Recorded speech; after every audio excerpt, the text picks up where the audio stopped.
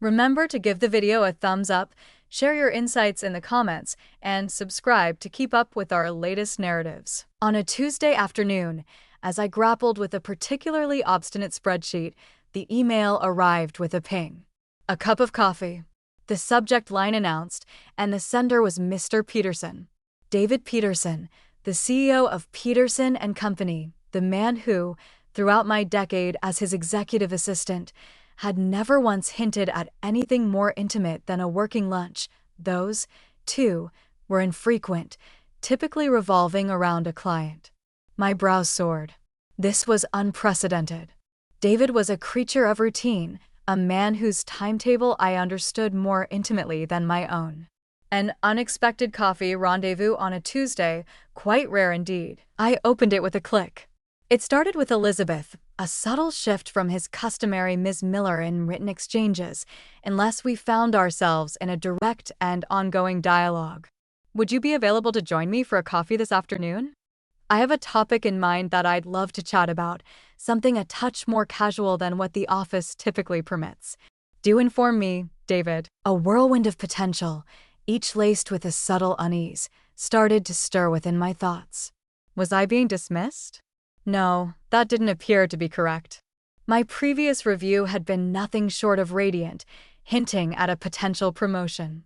Yet, such matters typically unfolded in a more official setting, a scheduled meeting within the confines of his office, rather than over a relaxed cup of coffee. Perhaps it pertained to the Henderson account, the source of his evident stress for weeks on end. Yet, what lies behind this veil of secrecy, this compulsion to depart from the office? Allow me to introduce myself. I am Elizabeth. Elizabeth Miller, 47, has been with Peterson and Company. Since I turned 37, I have embraced my single life, finding contentment in the tranquility of my surroundings, accompanied by my beloved cat, Mittens, and tending to my modest garden. David Peterson was, indeed, a puzzling figure. He appeared to be around 60, I surmised, yet he possessed the vigor of someone far younger. Always impeccably attired, there was a subtle authority in his demeanor that commanded respect, never requiring him to elevate his voice. He was a man of few words, deeply introspective, and I had always honored that unspoken line between us. Our connection was characterized by professionalism and efficiency, forged through years of mutual dependence within a work environment. I had memorized his coffee order, dark with a pair of sugars. The manner in which he preferred his reports assembled, coupled with the precise instant his patience began to fray, was often signaled by a faint tapping of his pen. Yet the man himself remained an enigma, a closed book. I responded, "Yes, Mr. Peterson, that would be perfectly fine. I'm quite flexible this afternoon. Just let me know what time works for you." His reply came almost immediately. "What do you think of 3 p.m.? A quaint spot nestled along Elm Street awaits discovery. The daily grind. We can stroll over. Not the impersonal corporate cafe located below, nor the inelegant bistro he occasionally frequented for client meetings. In a quaint corner of the world, there existed a charming independent coffee shop, celebrated for its eclectic assortment of furniture and the irresistible scent of freshly baked pastries that perpetually lingered in the atmosphere. A fascinating selection. It seemed intentional. The moments preceding 3 p.m. passed by. I caught myself reapplying lipstick, meticulously smoothing my already tidy blouse, a peculiar flutter stirring in my stomach. It was merely coffee, I reassured myself. Yet my intuition, refined through years of watching the nuanced, the subtle complexities of office life, maintained it was something greater. At exactly 2:58 p.m., David materialized at my office door, which stood slightly ajar. He seldom approached my desk.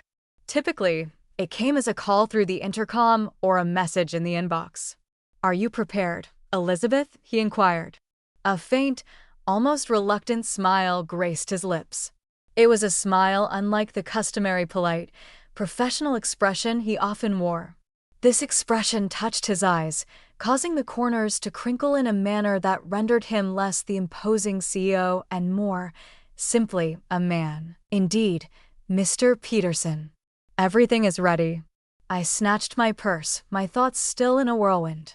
The stroll across was serene, yet not in an unsettling manner. On that crisp autumn afternoon, the sun cast a warm glow upon your skin, while the air carried a distinct chill. The leaves, in their early transformation, began to don splendid hues of red and gold. Elm Street thrummed with life, a vibrant tapestry woven from the footsteps of shoppers and those savoring their afternoon reprieve. I observed the subtle nuances, particularly how David inclined his head toward an elderly gentleman grappling with a newspaper. At that instant, he halted to gaze at a showcase of artisanal pottery nestled within a shop window. These were fleeting insights into a David Peterson I had yet to discover. The daily grind exuded warmth and invitation, standing in sharp contrast to the sleek, modern lines of our office building. The aroma of coffee and cinnamon filled the air, wrapping around everything like a warm embrace. Gentle jazz melodies floated through the air. The atmosphere was lively, yet comfortably spacious. A quaint table awaited us in a serene nook by a window, offering a view of a charming courtyard garden. "What can I get for you, Elizabeth?" David inquired, already letting his jacket slip from his shoulders. "A latte would be delightful. Thank you, Mr. Peterson." He approached the counter to place his order, and I observed him closely. It felt peculiar to observe him in this setting, so far removed from his typical corporate surroundings. He engaged effortlessly with the young barista, a sincere smile gracing his features as he completed the transaction. He came back with our beverages, setting my latte gently before me and placing his own black coffee right next to it. Without sweetness. Fascinating. Had he ceased his consumption of sugar, or was my information no longer current? It was a seemingly insignificant thought, yet it highlighted the extent of my ignorance regarding his life beyond the boundaries of our established roles. He sank into his chair, the mug in his hand emitting a satisfying crackle. The stillness lingered for a heartbeat, punctuated solely by the soft murmur of the coffee shop. He turned his eyes toward me, a steady and earnest look, yet tinged with a hint of vulnerability. That was something entirely different. "Elizabeth," he began, his voice dropping to a softer pitch than usual. "I appreciate your presence here. Thank you for taking the time to meet." "Certainly, Mr. Peterson." He savored a leisurely sip of his coffee. "I summoned you here because, quite frankly, I hold your discretion in high regard, your evaluation. Our collaboration has spanned a considerable duration." I inclined my head, biding my time. The delicate strain I had sensed before now resonated as a tangible vibration in the space that separated us. "What I'm about to share with you," he pressed on, his gaze probing into mine, "is profoundly intimate. I do not divulge this easily. In truth, I have kept it to myself, sharing it with neither anyone at the company nor with many others, for that matter." My heart gave a slight thump. This was certainly not concerning the Henderson account. I leaned in a bit, striving to express my attentiveness. "Mr. Peterson, whatever it is, you have my word." "I'm a good listener." He offered another small smile, yet this one carried a hint of sadness. "I understand, Elizabeth. That's just one of the countless reasons I have always held you in high regard." He paused, inhaling deeply, as if bracing himself. The scent of roasted beans and steaming milk enveloped us, while the soft conversations nearby dwindled into a faint whisper. The universe condensed into this modest table, this unforeseen dialogue, and the gravity of the looming disclosure. "The thing is, Elizabeth," he said, his gaze steady and unyielding, "my life isn't exactly what it seems from the outside. There exists a part of me, a deeply significant part, that I've concealed for far too long." He paused, and in that brief moment, I caught a glimpse of something in his eyes. Was it fear, or perhaps the stark vulnerability of revealing a long-held secret? "I am not the man everyone believes me to be." The atmosphere was charged. My drink remained untouched, its delicate foam art gradually fading away. I maintained his gaze, my mind a blank slate, waiting. What could possibly make the powerful, composed David Peterson appear so fragile? The anticipation was almost suffocating, a tightening in my chest. He gazed down at his coffee cup, tracing the rim with his finger, embodying a man wrestling with words that were clearly difficult to voice. The bustling cafe around us seemed to dissolve, leaving just the two of us suspended in this bubble of impending revelation. He looked up again, his blue eyes, typically so sharp and analytical, now clouded with a depth of emotion I'd never witnessed in him. "For many years, Elizabeth," he said, his voice barely above a whisper, yet carrying an immense weight, "I've known that my identity, my true self, is not male. I am a woman, Elizabeth. That is the truth I've carried, largely alone, for most of my life." The words hung in the air, delicate yet powerful, like glass chimes in a sudden breeze. A woman.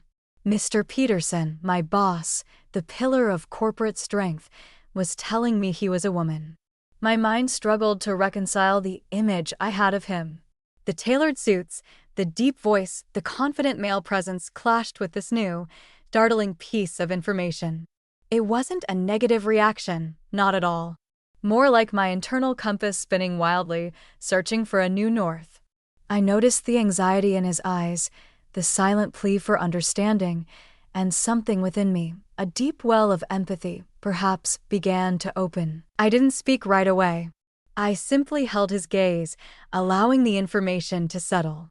The sounds of the cafe gradually seeped back in, the clinking of cups, the low murmur of conversations, the hiss of the espresso machine. Yet everything felt transformed, sharper, infused with a newfound significance. He was waiting, I sensed, for my reaction, perhaps bracing himself for anything from disbelief to discomfort. At last, I found my voice. It emerged softer than I had intended. "Thank you for telling me, David," I said, deliberately using his first name, feeling it was somehow more fitting now, a small gesture of acknowledgement that must have taken a remarkable amount of bravery to express. A palpable wave of relief swept across his face. His shoulders, previously unnoticed in their tension, appeared to relax slightly. The fear that had clouded his eyes faded, giving way to a flicker of what seemed like gratitude. "Thank you, Elizabeth," he said, his voice heavy with feeling. "You have no idea how much it means to hear you say that. To not feel, well, to not feel judgment." "There's no judgment here, David," I reassured him, and I spoke with every ounce of sincerity I possessed. "Only respect for your honesty." He let out a shaky breath and reached for his coffee cup again, his hand not quite steady. I'm still in the process of figuring everything out. How to navigate this. It's daunting. I'm planning to transition to live authentically as the woman I am. Her name is Julia. Julia. A name. A new name for a person I thought I knew yet was only just beginning to understand. It felt right. It felt softer somehow, fitting the vulnerability she was showing me. "Julia," I repeated softly, trying the name out. "It's a beautiful name." A genuine smile, brighter this time, touched her lips. "Thank you. My mother loved that name." She paused, then continued. "The reason I wanted to tell you, Elizabeth, apart from the fact that I trust you implicitly, is that this will eventually mean changes at work, significant changes, and I'll need support, understanding, and, practically speaking, I'll need your help if you're willing to navigate how this is communicated, how things will shift." The weight of her request settled on me. This wasn't just a personal revelation unfolded before me, serving as the prelude to a profound transformation destined to ripple through the entire company. She was inviting me, Elizabeth Miller, her executive assistant, to join her on this journey as a confidant and ally. It was a significant request, a monumental responsibility. Yet, as the weight of the implications began to settle in, I was met with an unexpected sense of calm, accompanied by a deep honor that she had chosen to entrust me with something so fundamental to her essence. "I understand," I replied slowly, my mind already beginning to feel the weight of practicality, yet profoundly touched by the trust she was extending to me. And yes, Julia, I'm ready to assist in any way possible. I stand completely behind you. A deep sense of relief washed over her features. A profound weight seemed to have been alleviated, or perhaps merely distributed among others. I can't say what I anticipated, Elizabeth, but your response. It's beyond anything I could have wished for. She glanced at her hands, then met my gaze once more. Many factors will demand our attention. The board, the staff, the clients, it's a veritable minefield. Having at least one person in my corner, someone I've collaborated with for so long and who understands the company thoroughly, truly makes a world of difference. We lingered in silence for a few moments, the weight of unvoiced emotions saturating the air around us. The latte had long since lost its warmth, yet I hardly paid it any mind. The warmth I experienced originated from an unexpected source, a bond created in a fleeting instant of unfiltered truth and openness.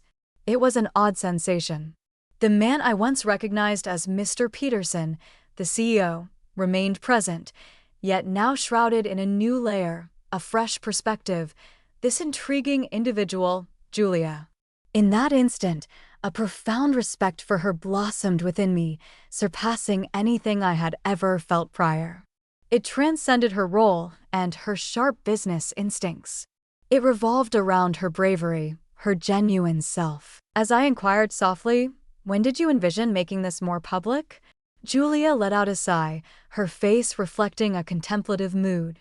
The million-dollar question, isn't it?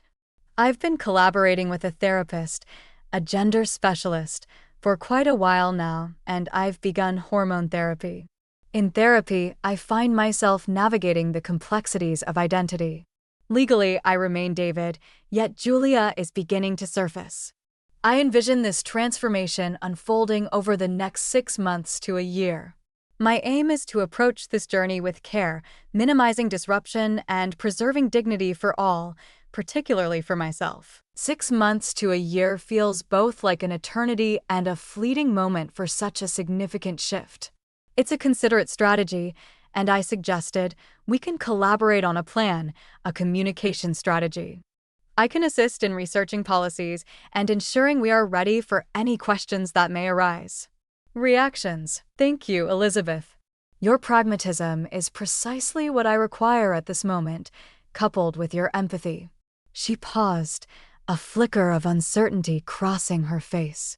There's more to unravel, naturally, regarding my personal life and the impact on my family or what remains of it. My wife departed from this world several years ago, as you are aware. My children have grown, and that presents yet another series of discussions I'm currently navigating, but perhaps those can wait for another time. For today, I simply needed to confide in someone who might grasp my situation, or at the very least, listen without judgment. I nodded, feeling the weight of her words linger in the air. The journey unfolded in ways that transcended the confines of the workplace. Julia, whenever you feel the need to share, I am here for you. It felt instinctive to extend that support, as the professional boundaries had transformed into something deeper, more authentic. From that moment, our conversation became a river, flowing with ease. Julia opened up about her emotions, the years of silence, the gradual awakening to her true self, the fear that once gripped her, and now, the quiet resolve that had taken root. She refrained from delving into exhaustive detail, yet she conveyed enough for me to comprehend the magnitude of her internal battle and the courage behind her choice. I listened intently, interjecting only with soft inquiries and subtle affirmations. I discovered that Julia had long harbored these feelings, a constant, silent awareness that her outward appearance belied her inner truth. She articulated the solitude that accompanied this realization, the sensation of performing in her own existence. As her words flowed, I began to perceive her in a new light. The sharp, somewhat severe lines of Mr. Peterson's face appeared softer now. The guardedness I had always sensed in him lingered, yet it was overlaid with a newfound openness, a vulnerability that was incredibly endearing. I recognized the courage it took to sit here in a public coffee shop and lay bare such a fundamental truth to an employee. "You know, Elizabeth," Julia said, a wide smile playing on her lips. "For years, I prided myself on being a rational, logical businessman. Emotions were liabilities. And yet here I am, probably the most profound emotional experience I've encountered in a professional setting. Authenticity," I assured Julia, "is not a liability. Sharing something so significant is not a weakness. It is, in fact, a strength." She gazed at me, her eyes glistening. "You've bestowed upon me a remarkable gift today, Elizabeth. The gift of acceptance. I will carry this with me." As we readied ourselves to depart, a serene sense of camaraderie enveloped us. The initial shock had transformed into a deep respect and an unexpected thrill, not for the drama, but for the journey of transformation I was invited to witness and support unfolded before me. As I walked back to the office, the autumn air felt crisper, the colors of the leaves more vibrant. The world appeared slightly altered, a touch brighter, for a truth had been spoken and a connection forged. Upon returning to the familiar sterility of the office building, the usual sounds of keyboards clicking and phones ringing felt mundane, almost trivial, in the wake of the profound conversation we had just shared. When we arrived at my office door, Julia paused. "Thank you once more, Elizabeth, for all that you've done. I will begin to gather my thoughts on the next steps, and perhaps we can reconvene next week in a more formal setting to initiate some actual planning." "That sounds promising, Julia. I'll be prepared." She smiled, a genuine, heartfelt expression that illuminated her eyes. "Good." And then, in a surprising turn, she reached out and briefly, gently squeezed my arm. It was a small gesture, yet within the context of our past relationship, it felt monumental, a sign of trust, of gratitude, of a newfound connection lingered in the air. She turned and made her way back to her office, her posture slightly more confident, her steps imbued with a newfound lightness. I observed her departure, then entered my own office, my thoughts swirling, my heart brimming with emotion. The spreadsheet that had consumed my attention earlier lay abandoned on my desk, rendered trivial in the wake of this moment.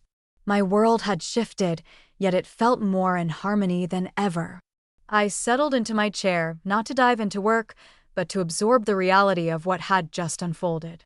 My boss, David Peterson, was Julia, and she had entrusted me with her truth. The afternoon, which began with a sense of ordinary trepidation, transformed into something truly extraordinary. It marked the dawn of something new, something challenging, yet ultimately something deeply and profoundly human. I felt a certainty that resonated deep within me, a privilege to be part of this journey. The road ahead would not be easy for her or those around her, but the courage she displayed today shone like a beacon, and I was more than willing to help navigate by its light.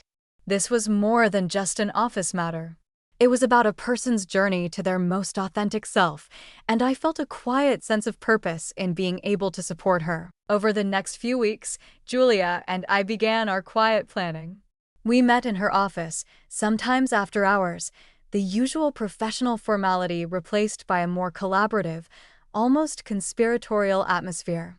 She shared more about her personal journey, the cautious steps she was taking with hormone therapy, the small ways she was starting to embrace her femininity in her personal life, opting for gentler fabrics, allowing her hair to cascade a bit longer, and dabbling in delicate makeup during her time at home. She articulated the exhilaration and the anxiety of this journey, the freedom intertwined with a deep-seated fear of rejection. I listened intently, offered practical guidance when possible, and primarily created a sanctuary for her to express her thoughts and apprehensions. My role transformed from executive assistant to something resembling a strategist and confidant. We delved into corporate policies surrounding gender transition, examining exemplary practices from various organizations. Our team began to craft communication strategies tailored for distinct stakeholders, the board of directors, senior management, all employees, and key clients. Each audience demanded a unique approach, varying in detail and sensitivity. "The board will be the first major hurdle," Julia remarked one evening, gazing out of her office window at the twinkling city lights below. "They're mostly older, quite traditional. Some of them have known me as David for decades." "We'll need to frame it carefully," I replied, jotting down notes on my pad. "Focus on the continuity of leadership, your unwavering commitment to the company, and the notion that this is a personal journey that will ultimately enable you to become a more effective, authentic leader." I also suggested inviting an expert on diversity and inclusion to address the board beforehand to establish some groundwork. Julia appreciated that idea. "It's not just about me, is it?" she pondered. "It's about fostering a company culture where everyone can embrace their true selves." This challenge might serve as a catalyst for positive transformation within Peterson and Company. There were certainly moments of uncertainty. One late afternoon, after a particularly exhausting day with a demanding client, Julia appeared utterly deflated. "Elizabeth, am I completely insane?" she asked, her voice barely above a whisper. "Am I on the verge of ruining everything I've dedicated my life to, my reputation, this company?" I pulled up a chair opposite her desk. "Julia," I said with a blend of firmness and gentleness, "what you are doing requires immense courage. It is not madness, it is honesty. This company thrives because of your leadership and your vision. That will not waver as you embrace your true self. Yes, challenges lie ahead.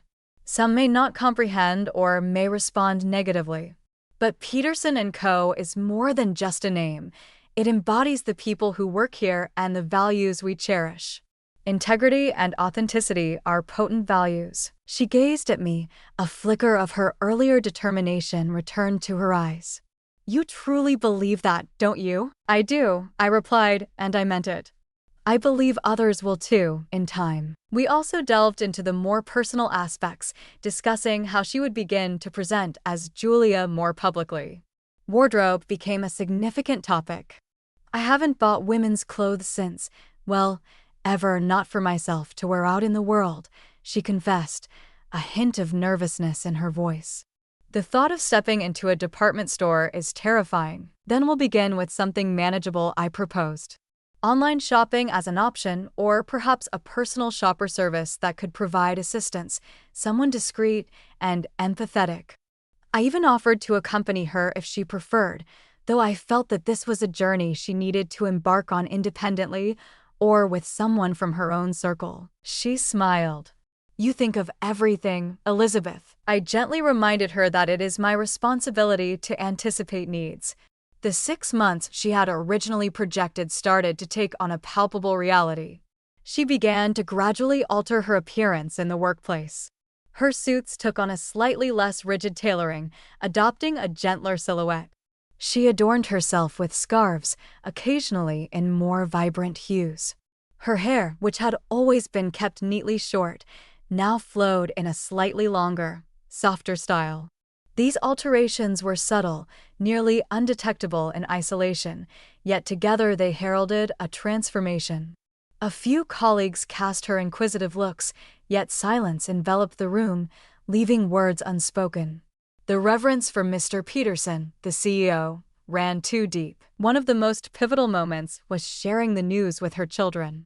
She possessed two, a son and a daughter, each in their late 20s, now nurturing families of their own. For weeks, she wrestled with it in her mind. What if they're unable to embrace it? What if they choose to exclude me from their lives or from the lives of their children as Julia? "They hold a deep affection for you, Julia." I attempted to offer her comfort, fully aware that this was an intimate and uncertain aspect of her path. "Their affection for their parent is profound. This does not alter that essential connection." The weekend she decided to reveal her truth, an unfamiliar anxiety gripped me. I dispatched a concise message to her words on a Saturday morning. "Contemplating your presence. I wish for everything to unfold favorably." Her response came late on Sunday evening. It was overwhelming. "Surprise, sorrow, uncertainty, yet intertwined with inquiries of affection. A multitude of inquiries awaits, yet they are making an effort. They are truly making an effort. It marks the beginning. A delicate beginning, yet a beginning nonetheless. A surge of relief washed over me for her. It was, as she remarked, a beginning, and that was all anyone could hope for. The preparations for the corporate announcement grew more fervent. A phased approach was chosen by us. Initially, the board of directors gathered in a specially convened meeting, followed by senior management, succeeded by a comprehensive all-staff meeting, and ultimately, meticulously crafted communications directed towards key clients and stakeholders. Julia resolved to immerse herself fully in the experience, determined to narrate her story in her own voice as much as she could. The day of her meeting with the board was thick with anticipation and unease. She entered the office, her complexion wan yet her determination unwavering. She donned a charcoal gray trouser suit, impeccably tailored, yet beneath it lay a softer blouse than she might have opted for in the past. Her demeanor exuded tranquility, yet one could discern the weight of burden reflected in her gaze. "Are you prepared?" I inquired softly as she readied herself to enter the boardroom. She inhaled deeply. "As ready as I can be, Elizabeth. Wish me luck." "Fortune is not a necessity, Julia. I assured you that the truth is on your side, and I am right here for you, ready to assist with anything you might need." I would stand poised just outside the boardroom, prepared to offer any documents, any assistance needed. She cast me a look of gratitude, accompanied by a subtle nod, before she stepped forward to confront the most significant professional challenge of her life. I observed her departure, in awe of her bravery beyond what mere words could express. The destiny of Peterson & Co., and crucially, Julia's prospects as its helm, teetered precariously on the edge. The coming hours would prove to be pivotal. I nestled into a chair outside the boardroom, my heart racing, channeling every bit of positive energy I had toward her. This was her moment, her trial by fire. All I could do was hope that the individuals within that room would recognize the strength, integrity, and humanity that I had come to admire in Julia Peterson. The burden seemed endless. Each muted noise emanating from the boardroom set my nerves on edge. As I sat down to tackle the paperwork before me, I found it utterly impossible to concentrate. My mind was wholly consumed by Julia, envisioning the unfolding drama within, the inquiries, the responses. At long last, after what seemed an endless stretch of time, though it was likely nearer to 2 hours, the door to the boardroom swung open. The board members started to exit, their faces reflecting a spectrum of emotions. Some appeared earnest, contemplative. Some remained elusive, their meanings obscured. I surveyed their expressions, seeking an inkling, a hint of how it had unfolded. No immediate consensus was apparent. My anxiety escalated to a new level. At that moment, Julia appeared. She appeared weary, emotionally spent, yet a subtle smile played on her lips. She captured my attention with a subtle, nearly undetectable nod of her head. A wave of relief, so intense it nearly brought me to my knees, surged within me. The journey was far from complete, not by any means, yet it appeared that the initial, and perhaps most daunting, obstacle had been traversed without any immediate calamity. She approached me, her movements deliberate and measured. "Well," she said, her voice a touch hoarse. "That was intense. How did it go?" I inquired, striving to maintain a steady tone. "Better than I had anticipated, Elizabeth. Indeed, much better." Naturally, there were numerous questions lingering in the air. Worries linger regarding client responses, the influence of media, and the overall stability of the company. She gestured with air quotes, emphasizing the word stability. "Ultimately, I believe they have taken heed. It seems they grasp the concept to a certain extent, or at the very least, they are open to making an effort." Not a single soul exited in a fury. No one demanded my prompt departure. She offered a smile like grains of rice, small yet full of warmth. Thus, the little triumphs. "That transcends a mere small victory, Julia," I remarked, a true warmth enveloping me. That marks a notable advancement. There are, naturally, certain conditions, she continued as we strolled leisurely back toward her office. A comprehensive strategy for overseeing external communications is desired. They seek assurances regarding the effects on business. They desire to be updated at each juncture of the journey. Everything seems quite sensible, I suppose, beneath the situation at hand. All of that is within our grasp, I declared with assurance. The journey has commenced. Upon returning to the familiar refuge of her office, she settled into her chair, releasing a lengthy, profound exhale. My sincere gratitude, Elizabeth. Your presence out there provided solace. Beyond your understanding, I expressed my happiness at being present.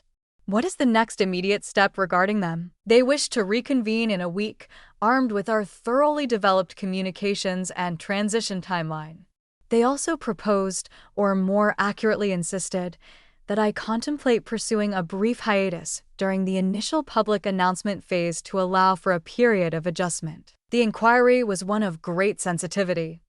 I can understand their viewpoint, I remarked with deliberation. While it may temper some of the initial fervor on your part, it runs the risk of being misconstrued as a deficiency in confidence or as a sign of being overlooked. It is essential that we consider those risks with great care. Should you decide to take leave, the communication surrounding it must be nothing short of flawless. My thoughts exactly, she remarked. Let's refine that messaging. Consider presenting it as a scheduled interval for personal growth and strategic planning, in harmony with the mayor's introduction to the company. In the week that followed, we toiled with unwavering dedication. We meticulously honed the communication strategy, crafted internal memos, assembled FAQs, and outlined a comprehensive timeline for Julia's transition within the company. We delved deeper into the concept of a leave of absence. Julia ultimately opted out of a formal leave, yet she consented to a phase of more flexible work, potentially including remote days, right after the main event proclamations, creating room for adaptation while remaining engaged and guiding. The forthcoming engagement with senior management awaited us. The group exhibited a richer tapestry of age and background compared to the board, with many members having collaborated closely with David over the years, holding his leadership in high regard. Julia chose to approach them with unwavering candor, revealing her personal narrative with a sincerity that was both captivating and disarming. The response was profoundly affirmative, even stirring. A number of department heads candidly conveyed their appreciation for her bravery, inspired unwavering support from all around. Emotions flowed freely, embraces exchanged, moments I had never encountered within the confines of our corporate landscape. It stood as a tribute to the esteem Julia had garnered throughout the years and to the inherent goodness of her team. The all-staff meeting boasted the largest and most unpredictable audience yet. Peterson & Co. boasts a workforce of more than 500 individuals at our primary office. The large auditorium has been reserved. Julia's anxiety was palpable in the moments leading up to her performance, yet as she took her place on the stage, an expectant silence enveloped the audience. She spoke effortlessly, her voice resonating with clarity and unwavering.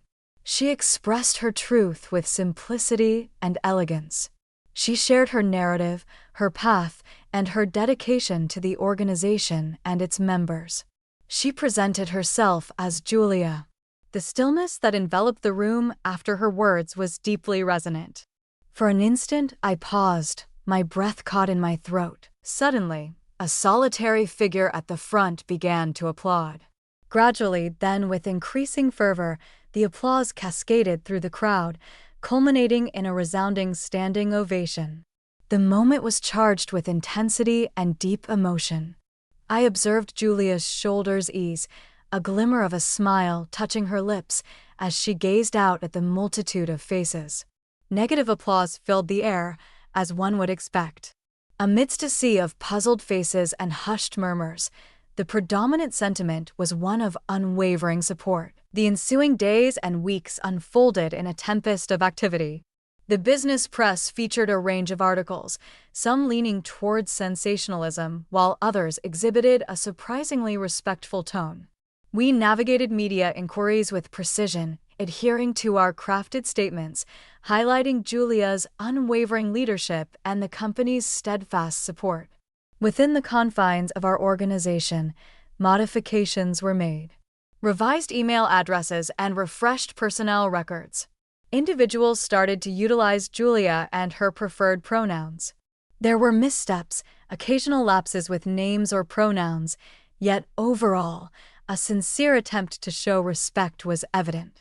Julia navigated the situation with a remarkable blend of grace and patience.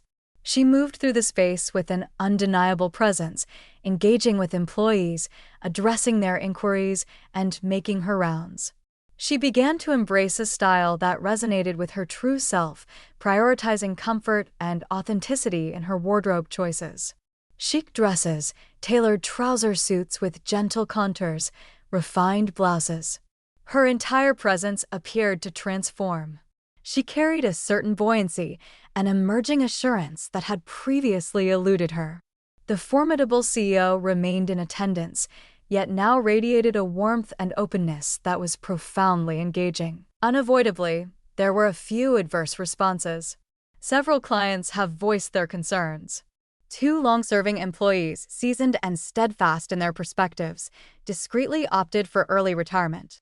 These were excruciating moments for Julia, I understood, yet she confronted them with the same steadfast resolve she had consistently displayed. "Not everyone can be won over. It's okay, Elizabeth," she said to me one afternoon. "As we uphold our integrity and ensure the business thrives, the voices of critics will inevitably diminish, and indeed, the business has continued to flourish. Indeed, in certain respects, it became better." The publicity, while initially daunting, ultimately elevated the profile of Peterson and Company. We were regarded as a forward-thinking, inclusive organization.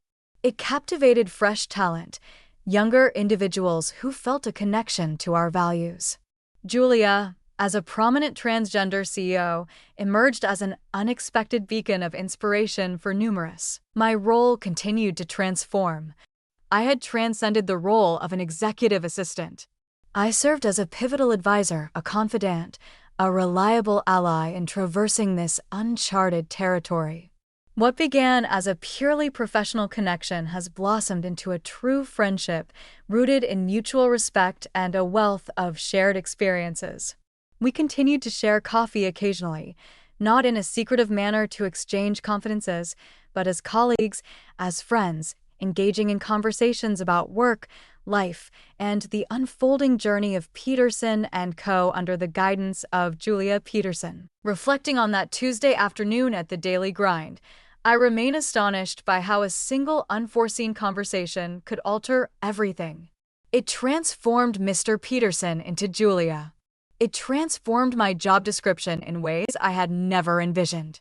However, the most significant impact was the transformation of our company's culture, nurturing a newfound atmosphere of honesty and acceptance. Julia's secret, when finally uncovered, did not result in the calamity she had dreaded. Rather, it transformed into a driving force for development, for grasping the essence, and pursuing a more genuine approach to commerce. I have always been, and continue to be, immensely proud to have contributed in some way to her remarkable journey. A journey that demonstrated how courage and authenticity stand as some of the most invaluable assets for any leader and indeed for any individual. It revealed to me that often, the most surprising insights can spark deep and uplifting changes, not only for an individual but for all those in their orbit. The world persisted, undeterred.